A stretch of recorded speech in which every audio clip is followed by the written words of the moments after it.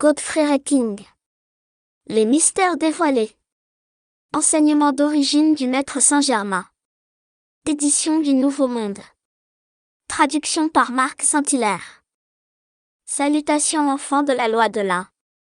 Rappelez-vous d'aimer et servir votre être suprême individualisé à chaque moment. Discours sagesse du jour. Connaître Dieu et son univers consiste simplement à contacter le registre de vie qui se trouve dans toute forme. Toute forme contient la vie, et à l'intérieur du rayonnement de lumière émanant de toute forme est enregistré tout son passé, n'importe qui peut s'entraîner à le découvrir et à le comprendre, pourvu que l'individu veuille bien donner temps et attention à la discipline personnelle nécessaire pour apaiser la confusion de son activité extérieure de tous les jours. Ce registre éternel inscrit en toute chose existe depuis le commencement. Dans les âges anciens, l'humanité exprimait la perfection en tout. Cet état premier de la race a été rapporté par les historiens et nommé le Jardin d'Éden, signifiant sagesse divine. Au fur et à mesure que l'attention consciente, l'activité extérieure du mental, devint centrée sur le monde des sens physiques, la sagesse divine, l'activité omnisciente de la conscience, se trouva voilée, recouverte, et le plan cosmique divin de la vie de l'individu fut englouti. La perfection et la maîtrise consciente des humains sur la forme se perdirent et furent oubliées. Au lieu d'une conscience divine, l'homme acquit une conscience sensorielle, et ainsi il manifesta cela sur quoi son attention était dirigée et ce à quoi il pensait le plus. Délibérément et consciemment, il tourna le dos à la perfection et à l'autorité que le Maître suprême lui avait offerte dès le commencement. Il créa lui-même ses expériences de manque, de limitation et de discorde de toutes sortes. Au lieu de s'identifier au tout, il s'identifia à la partie, et bien sûr l'imperfection en fut la conséquence. Toute limitation humaine est le résultat d'un usage négatif par l'individu, de son attribut divin de liberté de choix. Il s'oblige ainsi à vivre dans les limites de ses créations personnelles jusqu'au moment où, par un acte de libre volonté de son mental extérieur, il se tourne à nouveau consciemment vers son origine royale, Dieu, la grande source de tout. Quand cela se produit, l'individu commence à se remémorer ce qu'il a déjà été. Il peut ainsi redevenir qui il est vraiment, dès qu'il choisit de regarder en face sa grande réalité cosmique. La scène suivante montrait la croissance et la chute de l'Empire romain. C'est avec la culmination des ténèbres et de la déchéance de ces siècles qu'apparut, oui, Jésus. Il rayonna la lumière et l'amour étincelant du Christ lui-même.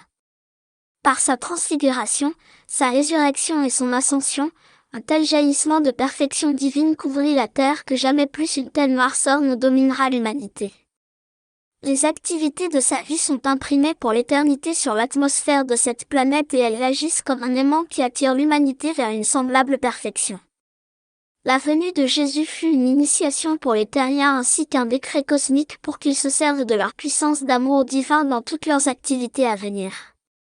Le rayonnement de son amour sur terre, alors qu'elle traversait sa période la plus sombre, fut la manifestation de l'enfant Christ dans l'individu.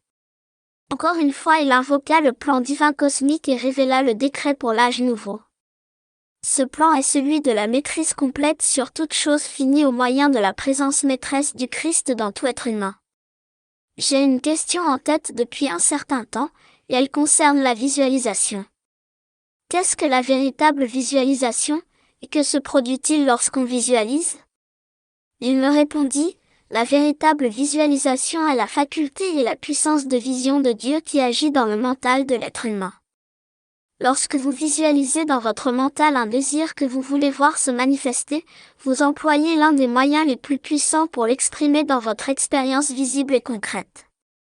Chez plusieurs, il existe une grande confusion et une certaine incertitude concernant ce qui se produit lorsqu'on visualise ou qu'on forme des images mentales de ce qu'on désire. Nulle part dans l'univers une forme ne s'est jamais manifestée sans que quelqu'un ait consciemment maintenu une image de cette forme dans sa pensée, parce que toute pensée contient une image de l'idée qui est en elle. Même une pensée abstraite possède son image, ou du moins une image de la conception que l'on s'en fait. Je vais vous donner une instruction pratique qui permet à celui qui l'utilise de développer, de contrôler consciemment et d'orienter ses visualisations en vue d'atteindre un résultat précis. Elle comporte plusieurs étapes que chaque étudiant peut appliquer en tout temps. Quand cette instruction est pratiquée sérieusement, elle apporte des résultats visibles et tangibles. La première étape consiste à se fixer un plan précis ou un objectif à atteindre. Voyez à ce qu'il soit l'expression d'un désir constructif, honorable, et qui vaut le temps et l'effort que vous y consacrerez. Assurez-vous d'examiner les motifs qui vous incitent à exprimer une telle création. Ils doivent être honnêtes envers vous-même et envers les autres, et non pas être l'expression d'un caprice du moment ni un désir de satisfaire les appétits des sens physiques. Rappelez-vous qu'il existe une profonde différence entre l'usage, le désir et l'appétit. L'usage est l'accomplissement de la grande loi universelle de service. Le désir est l'activité d'expansion de l'être suprême par laquelle la manifestation est constamment maintenue et la perfection s'accroît. L'appétit n'est qu'une habitude créée par la continuelle satisfaction de la nature émotionnelle, ce n'est qu'une énergie dirigée et colorée par les suggestions provenant de l'activité extérieure de la vie. Soyez certain que votre désir ne contient pas le sentiment caché d'obtenir un avantage personnel au détriment d'autrui. Les vrais étudiants, et seulement ceux qui se prennent fermement en main avec la détermination de discipliner et de contrôler leurs moi humains, obtiendront un avantage réel de ce type de pratique. Ceux-là choisissent ce qu'ils veulent ou ne veulent pas dans leur univers personnel. Au moyen de l'activité de visualisation mentale, ils conçoivent et manifestent un plan de vie parfaitement déterminé. La seconde étape consiste à formuler votre plan en mots de la façon la plus précise et la plus claire possible. Décrivez-le. Ainsi, vous gravez une inscription de votre désir dans le monde extérieur, visible et tangible. Pour la troisième étape, fermez les yeux. Dans votre mental, voyez une image de votre désir ou de votre plan et de son activité dans son état parfait et achevé. Méditez sur le fait que votre faculté de créer et de voir à l'intérieur de votre conscience est la faculté de vision de Dieu qui agit en vous. L'activité de vision et la puissance de création sont des attributs de la présence individualisée de l'être suprême, vous savez et vous ressentez qu'il est en vous en tout temps. La vie et la puissance de Dieu agissent à l'intérieur de votre conscience afin de projeter dans votre monde extérieur l'image que vous voyez et ressentez à l'intérieur de vous-même. Rappelez constamment à l'intellect que votre capacité de visualisation est un attribut de Dieu, sa faculté de vision. Votre puissance de ressentir, d'expérimenter et d'y associer des images parfaites est la puissance de Dieu. La substance utilisée dans le monde extérieur pour donner corps à votre image et à votre plan est la pure substance de Dieu. Ainsi, vous devez absolument savoir que Dieu est celui qui fait, l'action de faire, et le résultat de toute forme et de toute action constructive manifestée dans le monde extérieur. Lorsque vous utilisez cette méthode harmonieuse, il est impossible que votre plan ne puisse se manifester dans votre monde visible. Lisez votre plan ou votre désir le plus souvent possible tous les jours et aussi juste avant de vous coucher, parce que, en contemplant l'image de votre plan juste avant de vous endormir, vous en laissez dans votre conscience humaine une impression complète qui ne sera pas dérangée plusieurs heures durant. Cela lui permet de se graver profondément dans l'activité extérieure, ce qui finit par générer et accumuler une force qui projettera votre plan dans votre vie extérieure. C'est ainsi que vous pouvez imprimer tout désir, toute image dans votre conscience alors qu'elle entre dans le grand silence du sommeil. C'est alors que votre plan se trouve chargé de la puissance et de l'activité sans limite de Dieu qui réside constamment dans le cœur du grand silence. Ne parlez jamais à qui que ce soit de votre désir ou de votre activité de visualisation. Ceci est impératif. N'en parlez pas non plus tout haut ou tout bas avec vous-même, parce que vous devez prendre conscience que plus l'accumulation d'énergie générée par votre visualisation, par votre contemplation et par votre sentiment de la réalité de votre image est grande, plus sa manifestation dans votre monde extérieur se fera rapidement. Des milliers de désirs, de projets ou d'idéaux auraient pu se manifester si les individus n'en avaient pas parlé avec leurs amis ou leurs connaissances. Lorsque vous décidez de manifester quelque chose au moyen de la visualisation consciemment dirigée, vous devenez la loi, qui est Dieu, la loi de l'un qui n'a pas son contraire. Vous devez décider par vous-même et appuyer votre décret de toute votre force. Autrement dit, vous devez avoir une attitude inflexible et déterminée. Pour ce faire, sachez et ressentez que c'est Dieu qui désire, Dieu qui ressent, Dieu qui sait, Dieu qui manifeste et Dieu qui contrôle tout votre plan. Telle est la loi de l'un, Dieu, et Dieu seulement. Tant que cela n'est pas pleinement compris, la manifestation ne pourra jamais se faire parce que, à partir du moment où un élément humain intervient, vous la retirez des mains de Dieu, de sorte que l'expression extérieure n'est pas possible puisqu'elle se trouve neutralisée par les colorations humaines de temps, d'espace, d'endroit, et mille et une autres conditions imaginaires qui n'existent pas dans la conscience de Dieu. Personne ne peut jamais connaître Dieu tant qu'il accepte une force opposée à Dieu. Chaque fois qu'il reconnaît l'existence de deux forces en action, la résultante est une activité neutre et sans effet. Lorsqu'il y a neutralisation, la coloration est inexistante, dans un sens ou dans l'autre. La manifestation est donc absente. Lorsque vous reconnaissez Dieu, l'un, seule la perfection se manifeste aussitôt parce que rien ne peut s'y opposer ni la neutraliser, aucun élément de temps. Ainsi, cela est fait pour vous, car rien ne peut s'opposer à ce que Dieu décrète. Pour qui que ce soit, les conditions ne peuvent jamais s'améliorer, à moins que l'individu ne désire la perfection et ne cesse d'accepter une puissance opposée à Dieu, ou une force en lui ou autour de lui qui puisse empêcher l'expression de la perfection divine. Accepter une condition qui soit moins que la plénitude de Dieu constitue un choix délibéré pour l'imperfection, et un tel choix amène la chute de l'homme. C'est là une attitude délibérée et intentionnelle parce que chacun est libre, à tout moment, de penser ce qu'il veut. En fait, cela ne demande pas plus d'énergie pour penser ou visualiser une image de perfection qu'une image d'imperfection. Vous êtes le créateur localisé concevant et créant la perfection là où vous vous trouvez dans l'univers. Et pour exprimer la perfection et la maîtrise, vous devez connaître et accepter uniquement la loi de l'un. C'est être un contrôle absolument tout en chaque point de l'univers et il est présent partout. Vous êtes la conscience individualisée de la vie, la suprême présence une de la grande flamme d'amour et de lumière. Vous êtes le seul à décréter et à choisir les qualités et les formes dans lesquelles vous déverserez votre substance de vie, parce que vous êtes l'unique vivificateur de votre monde individuel et de tout ce qu'il contient. Lorsque vous pensez ou ressentez, une partie de votre énergie de vie s'extériorise pour nourrir ce que vous avez créé. Aussi, éliminez de votre esprit tout doute ou toute crainte concernant l'accomplissement de ce que vous visualisez. Au cas où de tels sentiments ou pensées d'imperfection, qui ne sont que des émanations humaines, atteindraient votre conscience, remplacez-les instantanément par votre acceptation inconditionnelle que vous-même et votre monde sont la vie de Dieu, l'un. Plus encore, n'y pensez absolument pas, sauf durant vos périodes de visualisation. Dans votre mental, ne fixez pas de temps quant au résultat, mais sachez seulement qu'il n'y a que maintenant, le moment présent.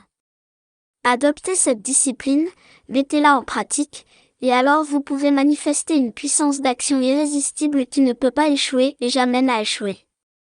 Rappelez-vous toujours ceci, Dieu en vous est celui qui visualise, Dieu en vous est l'intelligence qui dirige, Dieu en vous est la puissance qui manifeste, c'est la substance de Dieu en vous sur laquelle vous agissez. Plus vous prenez conscience de cela et plus vous en contemplez souvent la portée illimitée, alors tout dans l'univers se précipite pour répondre à votre désir, à votre décret, à votre image, car étant pleinement constructifs, ils sont conformes au plan divin originel pour toute vie soit consciente. Si le côté humain de l'individu s'accorde vraiment au plan divin et l'accepte, il ne peut y avoir ni retard ni échec, parce que toute énergie contient en elle-même la qualité fondamentale de perfection et se précipite pour servir son Créateur. La perfection est la seule prédestination qui soit. Votre désir ou votre image étant constructif, vous êtes la présence de Dieu qui voit son propre plan. Et lorsque Dieu voit, c'est un décret irrévocable, un ordre pour que la manifestation se fasse maintenant. En créant la terre et ce système de monde, Dieu dit que la lumière soit, et la lumière apparut.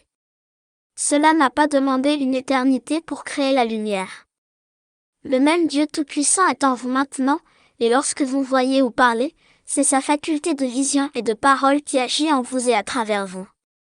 Si vous prenez conscience de ce que cela signifie vraiment, vous pouvez commander au nom de sa pleine puissance et de sa pleine autorité parce que vous êtes sa conscience de vie. Et c'est uniquement cette conscience d'être de votre vie qui peut commander, visualiser ou désirer un plan constructif et parfait. Tout plan constructif est son plan. Ainsi, vous savez que c'est Dieu qui agit et qui commande, que ce désir, ce plan, se manifeste maintenant. Et cela est. Permettez-moi de vous suggérer ceci. Entraînez-vous à ne jamais être surpris, déçu ni blessé dans vos sentiments, quelles que soient les circonstances, parce que la parfaite maîtrise, en tout temps, de toutes les forces qui agissent en vous, est la véritable autorité. C'est la récompense de ceux qui suivent le sentier de la lumière, car ce n'est qu'en corrigeant le moi humain qu'il est possible d'atteindre l'état de maître. Souvenez-vous toujours que le droit de commander, c'est-à-dire l'autorité, ne peut être conservé en permanence que par ceux qui ont d'abord appris à obéir. Parce que celui qui a appris l'obéissance à la loi de l'un, devient un maître de cause uniquement, cette cause, c'est l'amour. Ainsi, par similitude de qualité, il devient réellement la loi de l'un. Soyez vigilants afin que rien ne sorte de vous, sauf ce qui est harmonieux. Et ne laissez pas un seul mot destructeur quitter votre bouche, même en blague. Rappelez-vous ceci, à chaque instant de l'éternité vous êtes en relation avec une certaine force, et c'est vous qui la colorez en tout temps. Maintenant, vous pouvez vraiment comprendre comme il est important et impératif de garder avec assiduité votre conscience et votre attention profondément centrée sur la présence suprême du Christ intérieur, afin que seul l'amour de Dieu, sa sagesse et sa perfection puissent agir à travers votre mental et votre corps, en tout temps. À ce moment précis, une lumière éblouissante et une puissance extraordinaire jaillirent à travers moi, et mon Maître suprême se mit à parler. Mon fils, si les habitants d'Amérique pouvaient seulement comprendre les extraordinaires possibilités qui se trouvent devant eux et qui attendent qu'ils se détournent des credos, des cultes, des dogmes et de tout ce qui les enchaîne et les limite en éloignant leur attention de la grande présence de Dieu qui habite à l'intérieur de leur propre cœur. Puissent-ils prendre conscience de la liberté, de la puissance et de la lumière qui ne demandent qu'à les servir, à l'unique condition qu'ils reconnaissent et mettent en action la grande présence d'amour qui est en eux, qui respire en eux à chaque seconde. Et puissent-ils connaître et ressentir le contrôle suprême que cette présence divine possède sur toute manifestation. S'ils pouvaient seulement comprendre que leur corps est le temple du Très-Haut Dieu vivant qui est le gouverneur du ciel et de la terre, ils sauraient ainsi ce que signifie vraiment aimer cet être suprême qui est en eux, lui parler et l'accepter en toutes circonstances. Ils ressentiraient alors la réalité de sa présence avec une certitude au moins aussi grande que lorsqu'ils perçoivent les gens et les choses.